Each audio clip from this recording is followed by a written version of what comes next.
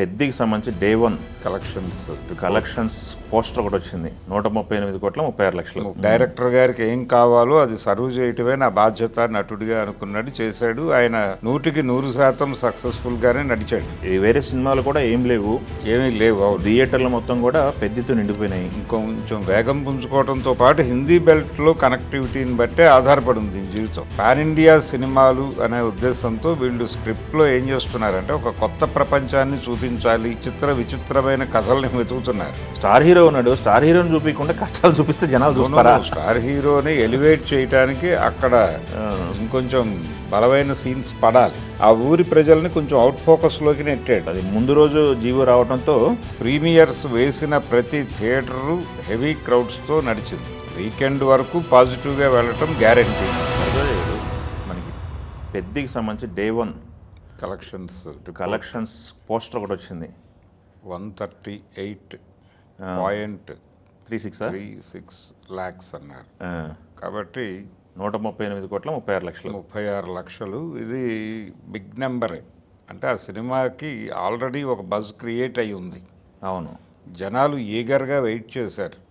ఎప్పుడెప్పుడు ఆ సినిమా చూద్దామా అనే ఆతృత కనిపించింది. ఆ ఆతృత ఈ నెంబర్గా మనం చూస్తున్నాం ఇప్పుడు. కాబట్టి ఇదే హడావిడి ఇంకొక 10 రోజులు కొనసాగితే ఈ సినిమా సాధించబోయేటువంటి అంటే వసూళ్ల పరంగా ఇది పూర్తి స్థాయి సేఫ్ ప్రాజెక్ట్గా మారుతుంది. అసలు రిలీజ్కి ముందే సేఫ్ ప్రాజెక్ట్ ప్రొడ్యూసర్ గారు. అది ఓకే అంటే ఇప్పుడు వసూళ్లు రావాలి కదా, తీసుకున్న వాళ్ళకి బయస్కి రావాలి, వాళ్ళకి డబ్బులు రావాలి. కాబట్టి థియేటర్కల్ రైట్స్ ఎవరైతే కొనుక్కున్నారో వాళ్ళు సేఫ్ పొజిషన్లోకి వెళ్తారు అన్ని ప్రాంతాల్లోనూ. ఓకే, అది హిందీ బెల్ట్లో పెర్ఫార్మెన్స్ 25 నుంచి పెరుగుతోంది అంటున్నారు. సెకండ్ డేకి 27%. అదే పెరుగుతోంది అనేది గనక పాజిటివ్గా నడిస్తే నిలబడుతుంది ఇది సినిమా. లేదు అంటే గనక సౌత్ ఇండియన్ మార్కెట్లో తమిళనాడులో మళ్ళీ ఇది డల్గానే ఉంది. నెమ్మదిగా ఉంది ప్రతి చోట. తెలుగు రాష్ట్రాల్లో మాత్రమే బలంగా నడుస్తోంది. ఫుల్ సౌత్ మొత్తం అది ఉంటుంది, అనివార్యం. సినిమా గురించినటువంటి కొంత పాజిటివ్ వైబ్ ఉంది. కొన్ని సాంకేతిక పరంగా అనలేం కానీ స్క్రిప్ట్ పరమైనటువంటి ఇబ్బందులు ఉన్నాయి సినిమాలో. ఇబ్బందులు ఉన్నప్పటికీ జనం ఏది ఊహించారో అది తెర మీద ఉంది. అందుకని వాళ్ళు పెద్దగా డీవియేట్ కావట్లేదు. పర్టికులర్గా రామ్ చరణ్ ఫ్యాన్స్కి, నటుడిగా రామ్ చరణ్ని అభిమానించే వాళ్ళ సంఖ్య ఈ సినిమా కొంచెం పెంచింది. ఆయన పెర్ఫార్మెన్సు చాలా సన్నివేశాల్లో చాలా అద్భుతంగా నటించాడు. పర్టికులర్గా ఢిల్లీ సీన్స్లో ఆయన కనిపరిచినటువంటి నటన, అలాగే ఆయన అంటే అక్కడ నిరాశ పడుతూ తన్ని తాను ఛార్జ్ చేసుకోవడానికి పడే తపన ఒక షాట్ ఉంది. అది దాదాపుగా ఆపద్బాంధవుల్లో చిరంజీవి గారిని గుర్తు చేస్తోంది అని మాట్లాడుతున్నారు కొంతమంది. అలాంటి పీక్స్కి వెళ్ళాడు తను నటుడిగా. తనకి ప్రత్యేకం అంటే దాన్ని చూశాడు ఆయన. ఎందుకు నమ్మాడు ఈ ప్రాజెక్ట్ని అంటే ఆ క్యారెక్టరులో తనకి నటించడానికి స్కోప్ దొరుకుతుంది, నటుడిగా తనకు ఒక ఎలివేషన్ దొరుకుతుంది అని బిలీవ్ చేశాడు అంతే.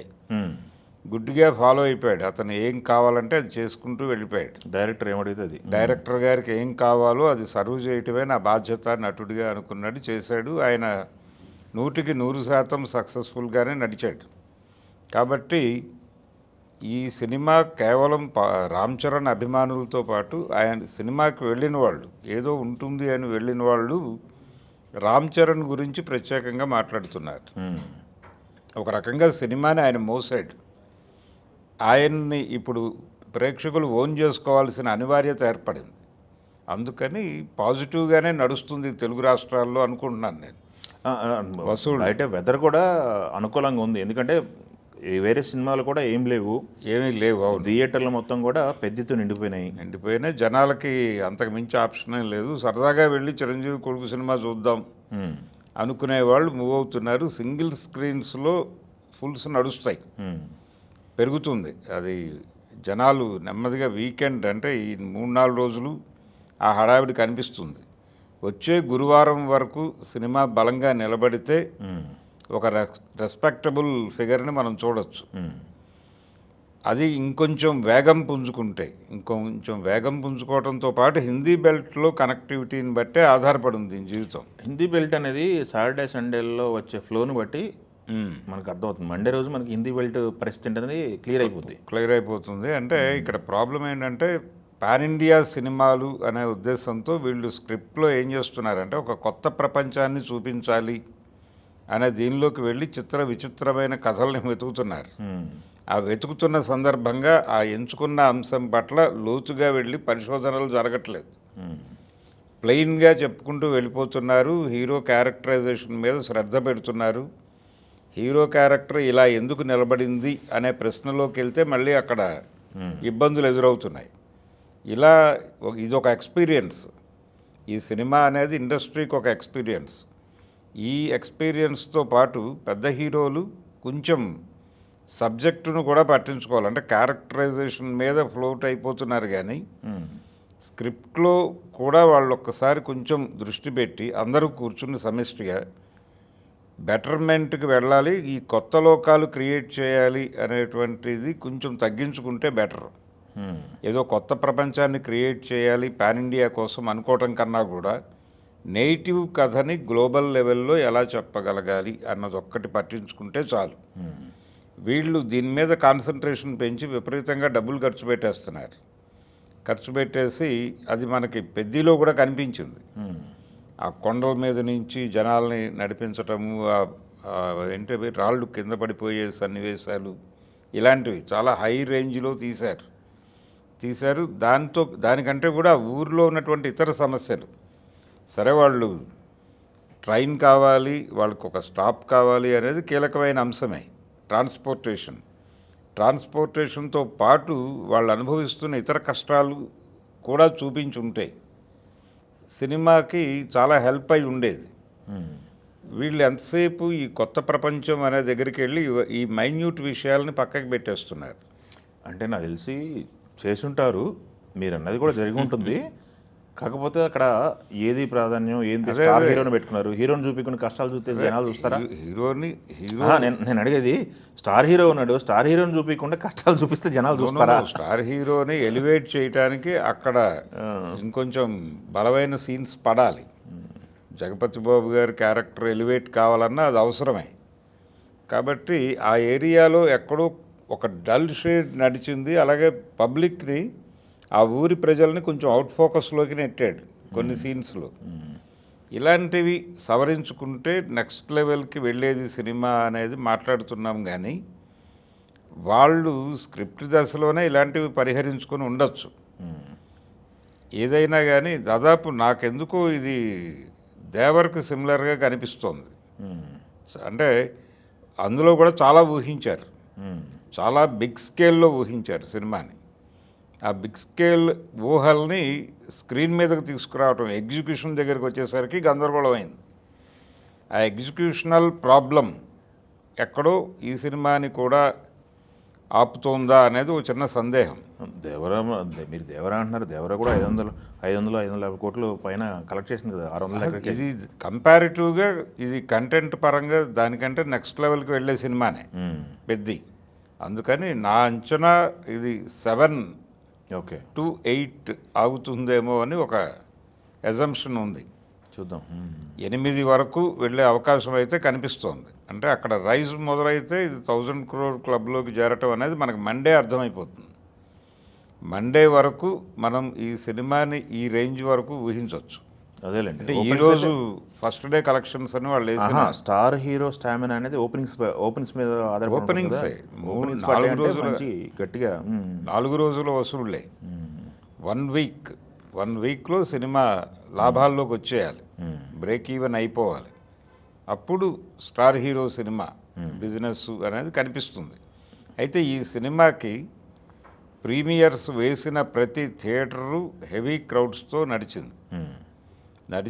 జనాలు కానీ ఒక మంచి పని జరిగింది. అది ముందు రోజు జీవో రావడంతో బుకింగ్స్ వెంటనే ఓపెన్ చేశారు, జనాలు థియేటర్కి రావడం జరిగింది. అవును, అంటే సఫర్ అవ్వలేదు, సఫరింగ్ లేదు, ఎవరు స్ట్రగుల్ అవ్వలేదు. అందుకు ప్రభుత్వాలను అభినందించాలి. అదొకటి మిడ్ నైట్ షోలు కాకుండా ఒక సెకండ్ షో లెవెల్లో 8 o'clock షోలు స్టార్ట్ అయ్యేసరికి అవును ఫ్రెష్గా చూసి వచ్చారు సినిమా. చూసి వచ్చారు.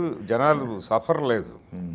లేకపోతే అదే లేట్ నైట్ వేసి ఎర్లీ మార్నింగ్ వేసి ఆ ఇబ్బందులు లేవు సినిమాకి. కూల్గా ఉంది, కూల్గా ఎక్కింది. ప్రిపేర్ అయి ఉన్నారు జనాలు. వాళ్ళు ఏం ఎక్స్పెక్ట్ చేశారో అదైతే ఉంది. చాలా తెలివిగా ఈ సినిమాలో ఉన్న కొన్ని సన్నివేశాలని చెప్పమంటూనే పుకార్ల రూపంలో జనంలోకి పంపు చేశారు. సెకండ్ హాఫ్లో వచ్చే చాలా కీలకమైన సన్నివేశాలు మనం రివీల్ చేయొద్దు, కానీ పుకార్ల రూపంలో జనంలోకి వెళ్ళిపోయినాయి ముందే. అదేలేండి, ముందే ప్రిపేర్ అయిపోయింది. ప్రేక్షకుడు టోటల్ స్క్రిప్ట్ ప్రేక్షకుడు బుర్రలోకి ఎక్కించారు. ఎక్కించి థియేటర్లో కూర్చోబెడితే మనకు అనుకున్నదే ఉంది కదా, సినిమా పర్లేదు, మన్నేమి చీట్ చేయలేదు డైరెక్టర్ అని అనుకుని బయటకు వచ్చి మాట్లాడుతున్నారు. అక్కడ వరకు సేఫే ఆయన బుచ్చిబాబు. కానీ ఆయన ఈ స్థాయి సినిమాలు ఎంచుకున్నప్పుడు స్క్రిప్ట్ మీద పడాల్సిన కష్టం ఇంకా ఉంటుంది అనేది రియలైజ్ అవ్వాలి. అది రియలైజ్ అయితే నెక్స్ట్ సినిమాకే ఆయన దీన్ని మించిన లెవెల్కి వెళ్ళగలడు. ఎగ్జిక్యూషన్ అంటే మనకి సీన్ మీద చూసే సన్నివేశాలు ఏది కూడా ఇబ్బంది పెట్టలేదు. క్వాలిటీ పరంగా చాలా గొప్ప లెవెల్లో తీశాడు. కొన్ని అయితే చాలా ఇంప్రెసివ్గా తీశాడు. కొన్ని సీన్స్ పర్టికులర్గా వాళ్ళు ఆ కొండల మీదకి ఎక్కటము, దాన్ని షూట్ చేసిన పద్ధతి అదంతా చాలా గ్రాండియర్గా ఉంది. క్వాలిటీ కనిపించింది మేకింగ్లో, అందుకని అభినందించాలి. అలాగే కొన్ని కీలక సన్నివేశాలు చాలా అద్భుతంగా హ్యాండిల్ చేశాడు ఆయన. పర్టికులర్గా ఆ జగపతి బాబుకి మంత్రికి మధ్య జరిగే సీన్ అయితే అదరగొట్టాడు. తర్వాత ఆ క్రికెట్ దీనిలో అవతల వాళ్ళు కలిసిపోవటం అనేది ఆ సీన్ చాలా బాగా కన్సీవ్ చేశారు. అలాంటి కొన్ని పాజిటివ్ అంశాలు ఉన్నాయి సినిమాలో. అలా జనాలు బయటకు వచ్చి క్లియర్గా నెగిటివ్గా చెప్పలేని పరిస్థితి అయితే ఉంది. అందుకని ఇది నెమ్మదిగా రన్ నడుస్తుంది. ఓకే, జనాల్లో అటు ఇటు కానీ ఒపీనియన్ ఉండటం కూడా ఒక్కొక్కసారి కమర్షియల్గా వర్కౌట్ అవుతుంది. అదేదో బీభత్సమైన సినిమా అనుకుని వెళ్తే ఆ గొడవ వేరు. ఏదో ఉంది, అతను మోసాడు అనేది ప్రధానంగా వెళ్ళింది జనంలోకి. చూద్దాం మీరు ఫ్లో ఎలా ఉంటుంది.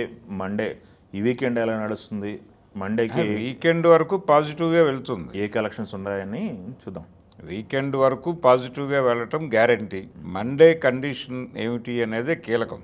Okay, thank you. తెలుగు